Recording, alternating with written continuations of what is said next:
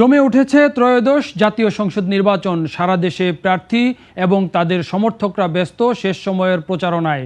সেই সঙ্গে চলছে হিসাব নিকাশ, কারা কোন আসন পাচ্ছে, কত আসন পেয়ে কোন দল যাচ্ছে ক্ষমতায়। সেই ভোটের অঙ্ক নিয়েই আমরা হাজির হলাম আরও একবার।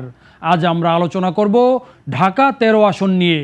বাংলাদেশ জাতীয় সংসদের 186 নম্বরে আসনটি ঢাকা মহানগরীর মোহাম্মদপুর, আদাবর এবং শেরেবাংলা নগরের একটি অংশ নিয়ে গঠিত।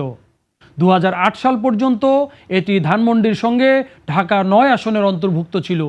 এবারের নির্বাচনে এই ঢাকা 13 আসনের সার্বিক অবস্থা আলোচনার আগে আমরা দেখে নিব 1991, 1996, 2001 এবং 2008 সালের নির্বাচনে এখানে কে কত ভোট পেয়েছিল।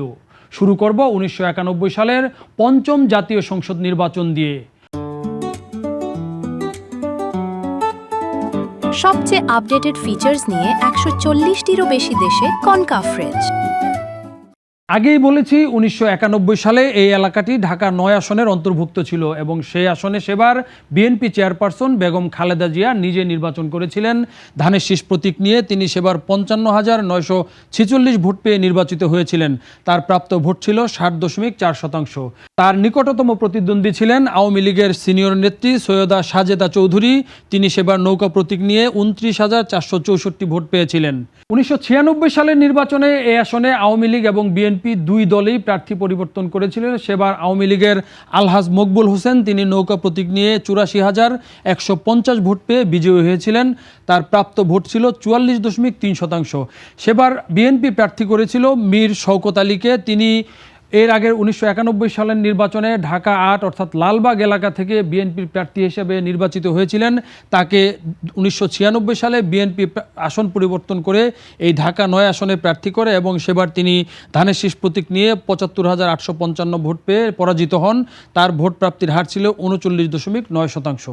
2001 সালের জাতীয় নির্বাচনে বিএনপি এই আসনটিতে আবারও প্রার্থী পরিবর্তন করে এবং সেবার দলের সিনিয়র নেতা খন্দকার মাহবুবউদ্দিন আহমদকে এখানে প্রার্থী করা হয়। তিনি দলের ধানের শীষ প্রতীক নিয়ে 1,26,985 ভোট পেয়ে নির্বাচিত হন। তার প্রাপ্ত ভোট ছিল 57.3%। আগের বার যিনি বিজয়ী হয়েছিলেন আওয়ামী লীগের আলহাজ মকবুল হোসেন, তিনি নৌকা প্রতীক নিয়ে 86,908 ভোট পেয়ে পরাজিত হন। তার প্রাপ্ত ভোট ছিল 39.2%। 2008 সালের নির্বাচনের আগে এই ধানমন্ডি মোহাম্মদপুর অর্থাৎ ঢাকা 9 আসনটিকে দুই ভাগে বিভক্ত করা হয় এবং মোহাম্মদপুরের যে অংশটি সেটি আদাবর এবং শেরেবাংলা নগরের সাথে যুক্ত হয়ে এই নতুন ঢাকা 13 আসন গঠিত হয় এবং সেবার আওয়ামী লীগ এবং বিএনপি দুই দলেরই নতুন মুখ এখানে নির্বাচন করেন। এর মধ্যে আওয়ামী লীগের প্রার্থী জাহাঙ্গীর কবির নানক তিনি নৌকা প্রতীক নিয়ে 1,25,120 ভোট পেয়ে নির্বাচিত হন। তার প্রাপ্ত ভোট ছিল 59.7%। তার নিকটতম প্রতিদ্বন্দ্বী ছিলেন বিএনপি নেতা সৈয়দ মোয়াজ্জেম হোসেন আলাল। তিনি ধানের শীষ প্রতীক নিয়ে 78,504 ভোট পেয়েছিলেন, যা মোট ভোটের 37.4%। সবচেয়ে আপডেটেড ফিচার্স নিয়ে 140টিরও বেশি দেশে কনকাফরেজ।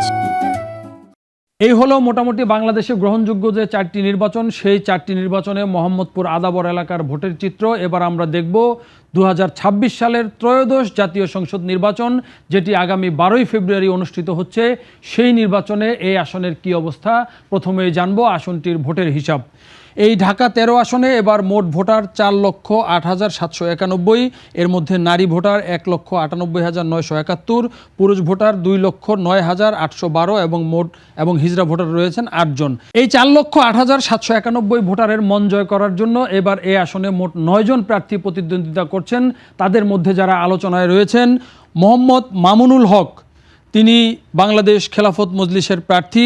তিনি রিকশা প্রতীক নিয়ে নির্বাচন করছেন। যিনি আল্লামা মামুনুল হক হিসেবে সারা দেশে পরিচিত, তার সঙ্গে নির্বাচনে প্রতিদ্বন্দ্বিতা করছেন বিএনপির ধানের শীষের প্রার্থী ববি হাজ্জাজ। এই মুহূর্তের প্রচারণা এবং সার্বিক হিসাব নিকাশে ঢাকা 13 আসনের মূল প্রতিদ্বন্দ্বিতা কিন্তু এই দুই প্রার্থীর মধ্যেই সীমাবদ্ধ রয়েছে। এর মধ্যে আল্লামা মামুনুল হক একজন ইসলামী বক্তা এবং কওমি মাদ্রাসা ভিত্তিক একটি জনসমর্থন তাকে কিন্তু সারা দেশে আলোচিত করে তুলেছে। সেই সঙ্গে তিনি 11 দলীয় যেই জোট অর্থাৎ জামায়াত ইসলামীর নেতৃত্বে 11 দলীয় জোট, সেই জোটের সমর্থন তিনি পাচ্ছেন। পরিবর্তনের যে হাওয়া দেশে বইছে, সেই কারণে তার সমর্থকরা এই আসনটিতে মামুনুল হক নির্বাচিত হবেন বলে আশা করছেন। মামুনুল হকের পিতা এদেশের প্রখ্যাত আলেম এবং ইসলাম ধর্মভিত্তিক রাজনীতির অন্যতম নেতা শাইখুল হাদিস আল্লামা আজিজুল হক। তার কিন্তু একটি ভক্ত এবং সমর্থক শ্রেণী ঐতিহাসিকভাবে আছে এবং সেই সুবিধাটি কিন্তু মামুনুল হক পাবেন। সব মিলিয়ে এই আসনে মামুনুল হক একজন শক্ত প্রার্থী। অন্যদিকে তার প্রতিদ্বন্দ্বী ববি হাজ্জাজ এবারের নির্বাচনের আগে বিএনপিতে যোগদান করে ধানের শীষ প্রতীকের প্রার্থী হয়েছেন। তিনি জাতীয় গণতান্ত্রিক আন্দোলন এনডিএম এর চেয়ারম্যান ছিলেন। অতীতে তিনি জাতীয় পার্টির চেয়ারম্যান হোসেন মোহাম্মদ এরশাদের উপদেষ্টা হিসেবে কাজ করেছেন, তবে পরবর্তীতে তার সাথে বিরোধের প্রেক্ষিতে জাতীয় পার্টি থেকে বের হয়ে এসে নিজেই রাজনৈতিক দল গঠন করেন এবং জুলাই আগস্টের যে গণ অভ্যুত্থান 2024-এর সেই আন্দোলনে তার একটি সরব ভূমিকা ছিল। একজন বিনয়ী এবং প্রাজ্ঞ রাজনীতিবিদ হিসেবে তিনি কিন্তু পরিচিত। টেলিভিশন টকশোতে কথা বলে তিনি কিন্তু দেশের মানুষের দৃষ্টি আকর্ষণ করেছেন। সেই ববি হাজ্জাজ এবার বিএনপির প্রার্থী হয়েছেন। এই আসনটিতে মামুনুল হক যেমন একদিকে মাদ্রাসা কেন্দ্রিক একটি সমর্থন পাচ্ছেন, তার দলের পাশাপাশি জামাত সহ 11 দলীয় জোটের একটি সমর্থন পাচ্ছেন, সেই হিসেবে তিনি একজন শক্ত প্রার্থী। সবচেয়ে আপডেটেড ফিচার্স নিয়ে 140টিরও বেশি দেশে কনকাফ্রেজ। অন্যদিকে বিএনপির সাংগঠনিক শক্তির পাশাপাশি ব্যক্তিগত ইমেজ কাজে লাগিয়ে ববি হাজ্জাজ ভোট ব্যাংক বাড়িয়ে নেওয়ার চেষ্টা করছেন। এরই মধ্যে তিনি ওই এলাকার জন্য 9 দফা একটি ইশতেহার ঘোষণা করেছেন, যেখানে চাঁদাবাজি ও সন্ত্রাসমুক্ত একটি এলাকা গড়ে তোলার প্রতিশ্রুতি দিয়েছেন। মাওলানা মামুনুল হক এবং ববি হাজ্জাজের যে কেউ কিন্তু এই আসন থেকে বিজয়ী হতে পারেন। শেষ পর্যন্ত বিজয়ের হাসি কে হাসবেন, মাওলানা মামুনুল হকের রিকশা নাকি ববি হাজ্জাজের ধানের শীষ, তা আমরা জানতে পারবো 12ই ফেব্রুয়ারি নির্বাচনটি হয়ে যাওয়ার পর।